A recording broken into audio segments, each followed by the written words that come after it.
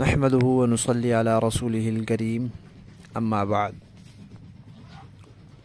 ترجمے والے قرآن پاک کا صفحہ نمبر 865، 24واں پارہ، سورہ زمر، 5واں رکوع، آیت نمبر 42۔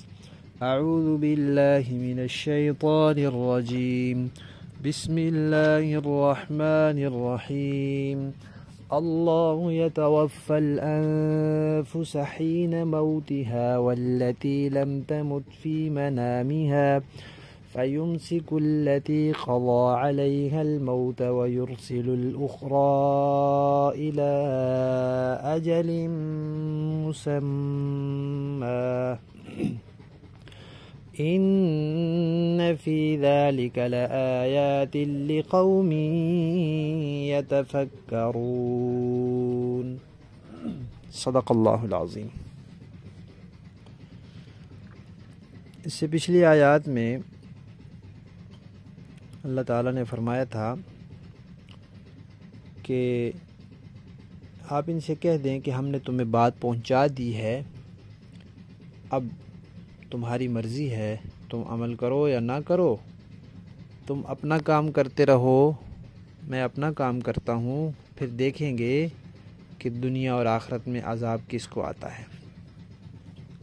اور یہ فرمایا تھا کہ اللہ نے کتاب نازل کر دی، برحق مقصد کے لیے نازل کی ہے۔ وہ مقصد کیا ہے؟ آخرت ہے، امتحان ہے۔ اگر آخرت نہ ہو تو دنیا کا مقصد ہی فوت ہو جائے۔ اب جو شخص اس میں غلط راستہ اختیار کرے گا تو اس کا نقصان بھی اسی کو ہوگا، اور جو سیدھا راستہ پکڑے گا اس کا فائدہ بھی اسی کو ہوگا۔ اب اللہ تعالیٰ آخرت کی بات سمجھانے کے لیے روح سے متعلق ایک بات ارشاد فرما رہے ہیں، کیونکہ مشرکین سے جب کہا جاتا تھا آخرت میں سزا ملے گی تو وہ تو آخرت کو مانتے ہی نہیں تھے، ان کے دماغ میں یہ بات آتی ہی نہیں تھی کہ بھلا مرنے کے بعد بھی کوئی زندہ ہو سکتا ہے۔ تو اللہ تعالیٰ نے فرمایا کہ دیکھو، جب انسان سو جاتا ہے تو اس کے حواس، ہوش معطل ہو جاتے ہیں، اس کی جو قوت ارادیہ ہے، اپنے ارادے سے کام کرنا، وہ ختم ہو جاتا ہے۔ اگر وہ سوئے ہوئے کروٹ بدل رہا ہے، سوئے ہوئے ہاتھ ہلا رہا ہے، تو یہ سب اس کے ارادے سے باہر ہوتا ہے، غیر ارادی طور پر ہو رہا ہوتا ہے، ارادے والے کام ختم ہو جاتے ہیں۔ لیکن پھر دوبارہ اس کے اندر وہ ہوش و حواس واپس آ جاتے ہیں، وہ بیدار ہو جاتا ہے۔ تو اسی طرح جب انسان دنیا سے جائے گا تو موت ہو جائے گی، اور پھر دوبارہ انسان اسی طرح زندگی والا ہو جائے گا۔ اب یہاں سمجھنے کی بات یہ ہے کہ انسان کا ایک جسم ہے اور ایک روح ہے۔ روحیں اللہ نے پہلے سے پیدا کر رکھی ہیں، اور جب ماں کے پیٹ میں بچے کا جسم ایک حد تک بن جاتا ہے تو پھر اس میں اللہ تبارک و تعالیٰ فرشتے کے ذریعے روح بھیج دیتے ہیں۔ اب وہ روح اس کے اندر آ جاتی ہے۔ اس روح کے انسان کے جسم میں ہونے کے کئی درجے ہیں۔ ایک درجہ تو یہ ہے جس کو کہتے ہیں حیات مطلقہ کاملہ، کامل حیات، جو اس دنیا میں ہے، اور یعنی اس دنیا میں بیداری کی حالت میں ہے، اور پھر آخرت میں ہوگی۔ وہ کیا ہے؟ زندہ بھی ہے، شعور بھی ہے، علم بھی ہے، ادراک بھی ہے، احساس بھی ہے، اور اس کا اندرونی نظام بھی چل رہا ہے، خون بھی گردش کر رہا ہے، کھانا بھی ہضم ہو رہا ہے، نبض بھی کام کر رہی ہے، اور یہ جو جسمانی اعضاء ہیں یہ بھی بڑھنے کی عمر میں ہے تو بڑھ رہے ہیں، ورنہ ناخن بڑھ رہے ہیں، بال بڑھ رہے ہیں، یہ سب کام بھی ہو رہے ہیں، اور یہ اپنے ارادے سے کام بھی کر رہا ہے۔ تینوں باتیں ہو گئی۔ لیکن جب یہ سو جاتا ہے تو ایک درجہ کم ہو جاتا ہے، باقی سارے کام تو ہو رہے ہوتے ہیں، لیکن اس کا یعنی کہ خون بھی چل رہا ہوتا ہے، کھانا بھی ہضم ہو رہا ہوتا ہے، وہ سب تو ہو رہا ہوتا ہے، نبض بھی چل رہی ہوتی ہے، لیکن اپنے ارادے سے کرنے والی صلاحیت ختم ہو جاتی ہے۔ اور جب انسان پر موت آتی ہے تو پھر ایک درجہ اور نیچے چلا جاتا ہے۔ وہ کیا؟ اب کھانا بھی ہضم نہیں ہوگا، اب خون بھی نہیں چلے گا، اب ناخن بھی نہیں بڑھیں گے، اب بال بھی نہیں بڑھیں گے، اب جسمانی اعضاء بھی نہیں بڑھیں گے، اتنا ہی رہے گا، لیکن اس کے اندر کچھ احساس، کچھ شعور وہ رہتا ہے۔ تو جو پھر قبر کے معاملات ہوتے ہیں، اچھے آدمی کے ساتھ اچھے، برے آدمی کے ساتھ سزا والے، وہ اس کو محسوس ہوتے ہیں اور وہ ان کو بھگتتا ہے، اور اگر نیک ہوتا ہے تو پھر وہ ان سے لطف اندوز ہوتا ہے۔ تو اللہ تعالیٰ یہ سمجھا رہے ہیں کہ دیکھو، جیسے جب انسان سوتا ہے تو ایک درجے میں روح اللہ تعالیٰ اس کی قبض کر لیتے ہیں، ایک حصہ، ایک درجہ، پھر جب واپس کرتے ہیں تو بیدار ہو جاتا ہے۔ تو جو اللہ ایک درجے میں اس کی قبض کر سکتے ہیں وہ 2 درجے میں بھی قبض کر سکتے ہیں۔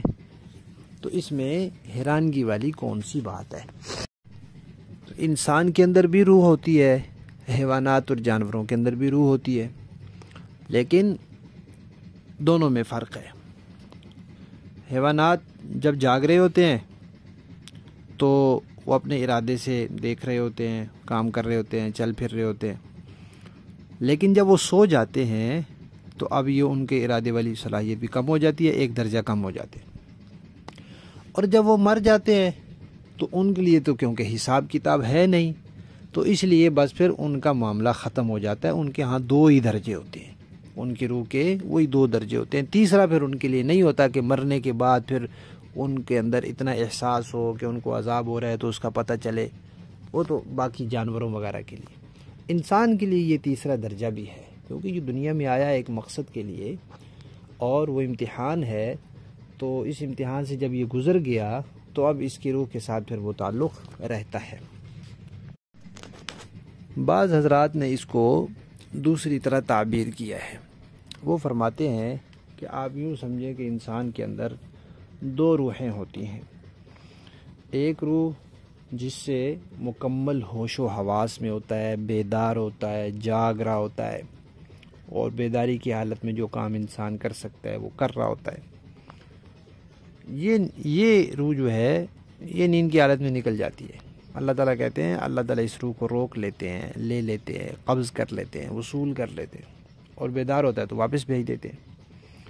اور دوسری وہ جس کے ساتھ انسان کی زندگی ہے، سانس آ جا رہا ہے، خون چل رہا ہے، کھانا ہضم ہو رہا ہے، وہ تب اللہ تعالیٰ وصول کرتے ہیں جب اس کی موت کا وقت آتا ہے۔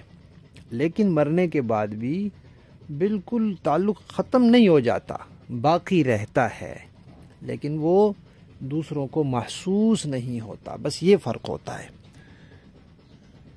موت سے پہلے بھی جسم کے اندر روح ہوتی ہے، تعلق ہوتا ہے، زندگی ہوتی ہے، حیات ہوتی ہے، لیکن وہ دوسروں کو، دیکھنے والوں کو محسوس ہو رہی ہوتی ہے۔ اور موت کے بعد اللہ نے جو زندگی رکھی ہے اس کو برزخی زندگی کہتے ہیں، قبر کی حیات کہتے ہیں، وہ دوسرے دیکھنے والوں کو محسوس نہیں ہوتی۔ لفظی معنی دیکھیے، اللہ تعالیٰ فرماتے ہیں اللہ تعالیٰ یتوفا، قبض کر لیتے ہیں، لے لیتے ہیں، وصول کر لیتے ہیں، الانفس، جانوں کو، حین، بوقت موتہا، ان کی موت کے، یعنی ان کے بدن کی موت، روح کو تو موت آتی نہیں، بدن کی موت کے وقت اللہ تعالیٰ روح کو لے لیتے ہیں، وصول کر لیتے ہیں۔ واللتی، اور وہ بھی روحیں ہوتی ہیں، وہ جانیں بھی ہوتی ہیں، ان کی روحیں بھی اللہ قبض کرتے ہیں، لم تمت، جو نہیں فوت ہوتے، فی منامہا، اپنی نیند میں۔ بعض لوگ، اکثر لوگ تو ایسا ہوتا ہے سوتے ہیں پھر بیدار ہو جاتے ہیں، تو وہ اپنی نیند میں فوت نہیں ہوتے، لیکن کئی واقعات ایسے بھی ہیں کہ انسان سوتا ہے تو پھر سوتا ہی رہ جاتا ہے، وہیں فوت ہو جاتا ہے، وہ پھر دوبارہ بیدار نہیں ہوتا۔ تو اللہ تعالیٰ فرما رہے ہیں کہ جو اپنی نیند میں فوت نہیں ہوتے ان کی روح بھی اللہ قبض کرتے ہیں۔ فَيُمْسِكُ الَّتِي، اب سو تو گئے سارے لوگ، پھر اللہ روک لیتے ہیں التی وہ روحیں ان میں سے قضا جن کے بارے میں فیصلہ کر دیا ہوتا ہے علیہا ان پر اللہ نے الموت موت کا۔ سارے لوگ سو گئے، ان میں سے 3-4 کے بارے میں اللہ نے موت کا فیصلہ کر دیا، تو ان کی روح تو اللہ بالکل روک لیتے، واپس نہیں بھیجتے، وہ پھر زندہ اٹھتا ہی نہیں، بیدار ہی نہیں ہوتا۔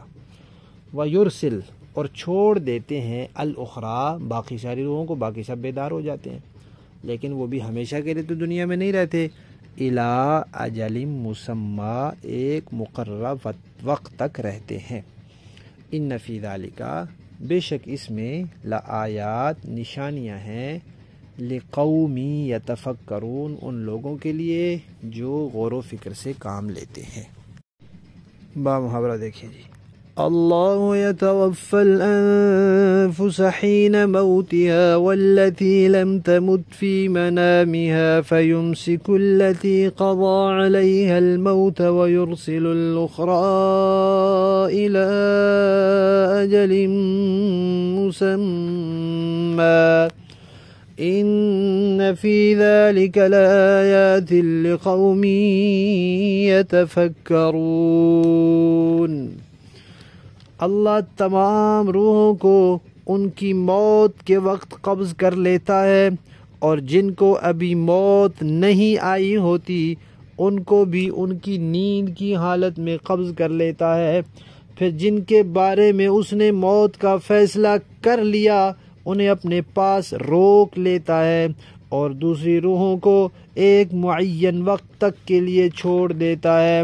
یقیناً اس بات میں ان لوگوں کے لیے بڑی نشانیاں ہیں جو غور و فکر سے کام لیتے ہیں۔